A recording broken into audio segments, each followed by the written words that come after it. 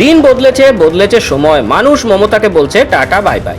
কিন্তু ভোট গ্রহণের মুখে বিরোধীদের পুড়িয়ে মেরে সন্ত্রাস কায়েম করার অভ্যাস যায়নি তৃণমূলের। 2018 সালের পঞ্চায়েত নির্বাচনের ভোট গ্রহণের আগের রাতে নামখানার ঘটনার স্মৃতি মনে করিয়ে ফের একবার বিরোধী দলের কর্মীকে পুড়িয়ে মারার চেষ্টার অভিযোগ উঠল তৃণমূলের বিরুদ্ধে। শুধু এবার ঘটনাস্থল উত্তর 24 পরগনা দেগঙ্গা। সেখানে সোমবার ভোরে বিজেপির একনিষ্ঠ কর্মী সহদেব ভৌমিকের বাড়িতে আগুন লাগানোর অভিযোগ উঠেছে তৃণমূলের জেহাদি বাহিনীর বিরুদ্ধে। ঘরের যাবতীয় আসবাব পুড়ে গেলেও কোনো রকমে প্রাণে বেঁচেছেন সহদেব বাবু ও তাঁর পরিবার। খবর পেয়ে সকালে ঘটনাস্থলে যান বিজেপি নেতারা। এই ঘটনায় দেগঙ্গা থানায় অভিযোগ দায়ের করেছেন সহদেব ভৌমিক। আক্রান্ত বিজেপি নেতা সহদেব ভৌমিক দেগঙ্গা 2 নম্বর মণ্ডলের বিজেপির সাধারণ সম্পাদক। তিনি জানিয়েছেন, সোমবার ভোর 4টে নাগাদ তার বাড়িতে আগুন ধরিয়ে দেয় কেউ বা কারা। পেট্রোল ঢেলে ধরানো হয় আগুন। তখন গভীর ঘুমে আচ্ছন্ন ছিলেন তাঁরা। হঠাৎ ঘুম ভেঙে যাওয়ায় কোনো ক্রমে ঘর থেকে বেরিয়ে প্রাণে বাঁচেন তিনি ও তাঁর পরিবারের সদস্যরা। পরিবারের সদস্যদের উদ্ধার করতে গিয়ে দগ্ধ হয়েছেন সহদেব বাবু। এরপর দমকল এলে আগুন নেভায়। সকালে দেগঙ্গা থানায় গিয়ে এফআইআর দায়ের করেন তিনি। তার দাবি, তৃণমূল আশ্রিত দুষ্কৃতীরা তাকে সপরিবারে পুড়িয়ে মারার পরিকল্পনা করেছিল। খবর পেয়ে সোমবার সকালে সহদেব বাবুর বাড়ি পৌঁছান বিজেপি নেতারা। সহদেব বাবুর পাশে থাকার আশ্বাস দেন তাঁরা। সহদেবদার বাড়ি এসে যা দেখলাম, এই ঘটনা ওই বামপন্থী জামানায় যেভাবে অগ্নিসংযোগ ঘটনা হতো বিরোধী দলের উপর, ঠিক একই ধরনের পুড়িয়ে মারবার চক্রান্ত। 2021 সালের আগে যেভাবে ভারতীয় জনতা পার্টির কার্যকর্তাদের পুড়িয়ে মারবার চক্রান্ত এই তৃণমূল কংগ্রেস করেছিল, দেগঙ্গায় তারা হাঁটতে চলেছে এটা বুঝে গিয়ে সহদেবদার মতন একজন একনিষ্ঠ কার্যকর্তা, পুরোদলীয় কার্যকর্তা, যার দাদা এই দলের জন্য সর্বকিছু ত্যাগ করেছেন, স্বপনদার ছোটো ভাই এখন তার পরিবার এখানে থাকে, তার পুরো পরিবারকে পুড়িয়ে মারবার চক্রান্ত তৃণমূল কংগ্রেস করেছে বলে আমাদের মনে হচ্ছে শাসক দল। আমরা এর তদন্ত চাই। উনি এফআইআর করেছেন এবং 48 ঘন্টা থানার আইসিকে সময় দিয়েছেন এবং আমিও এরপরে আইসির সঙ্গে দেখা করব। যদি এই ঘটনায় দোষীদের চিহ্নিত করে গ্রেপ্তার না করা হয়, তাহলে আমরা কিন্তু বৃহত্তর আন্দোলন কিন্তু দেগঙ্গা জুড়ে করব এবং জেলা জুড়ে করবো বলে আমরা আগাম আপনাদের কাছে জানিয়ে রাখি।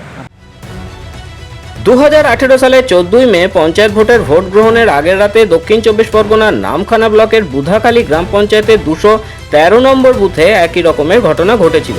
ভোট গ্রহণের ঠিক আগের রাতে বিরোধী দলের এক সমর্থকের বাড়িতে আগুন ধরিয়ে দিয়েছিল তৃণমূলী দুষ্কৃতীরা, যার জেরে মৃত্যু হয়েছিল দেবপ্রসাদ বাগ ও উষারানী দাস নামের এক দম্পতি। সেই ঘটনার পর ফের একবার ভোটের আগে সংখ্যালঘু অধ্যুষিত এলাকায় বিরোধী দলের সমর্থককে পুড়িয়ে মারার চেষ্টার অভিযোগ উঠল তৃণমূলের বিরুদ্ধে।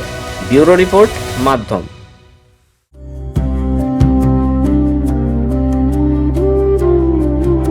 महाराष्ट्र मेहनतकश किसानों की भूमि, समृद्ध गांवों की पहचान और विकास की असीम संभावनाओं का प्रदेश। प्रधानमंत्री नरेंद्र मोदी के मार्गदर्शन में और मुख्यमंत्री देवेंद्र फडणवीस के नेतृत्व में आज महाराष्ट्र ग्रामीण विकास, जल प्रबंधन और कृषि के क्षेत्र में नई ऊंचाइयां छू रहा है। सिंचाई कुओं के निर्माण के लिए स्पष्ट स्टैंडर्ड ऑपरेटिंग प्रोसीजर लागू किए गए हैं, जिससे किसानों को स्थायी जल स्रोत मिल सके। राज्य भर में 1,01,000 से अधिक विकास कार्य पूरे किए जा चुके हैं। इन प्रयासों से अब तक 16 करोड़ 15 लाख से अधिक मानव दिवस रोजगार का सृजन हुआ है। कोंकण क्षेत्र में खारे तटीय भूमि के विकास के लिए 286.65 करोड़ रुपए की परियोजना स्वीकृत की गई है और डिजिटल कृषि को बढ़ावा देते हुए हॉटिनेट पंजीकरण में महाराष्ट्र देश में प्रथम स्थान पर है। जल प्रबंधन में उत्कृष्ट कार्य के लिए राष्ट्रीय जल पुरस्कार 2024 में महाराष्ट्र को देश का सर्वश्रेष्ठ राज्य घोषित किया गया है। राज्य सरकार ने पंप्ड स्टोरेज परियोजनाओं के लिए 51 समझौता ज्ञापनों पर हस्ताक्षर किए हैं, जिनसे 70,000 मेगावाट क्षमता विकसित होगी। इन परियोजनाओं से लगभग 3.83 लाख करोड़ रुपए का निवेश आएगा और 1.13 लाख से अधिक रोजगार के अवसर पैदा होंगे। इसके साथ ही नदी जोड़ परियोजनाओं और सिंचाई योजनाओं को तेजी से आगे बढ़ाया जा रहा है। प्रधानमंत्री किसान सम्मान निधि योजना की 21वीं किश्त के तहत 1,808 करोड़ रुपए सीधे 90 लाख किसानों के खातों में पहुंचाए गए हैं।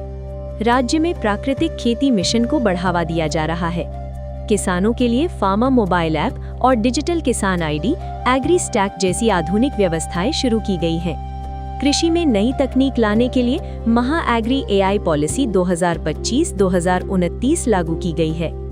साथ ही कृषि समृद्धि योजना के अंतर्गत 25,000 करोड़ रुपए का निवेश किया जा रहा है और पीएम-एफएमई व्यक्तिगत इकाइयों में महाराष्ट्र आज पूरे भारत में प्रथम स्थान पर है।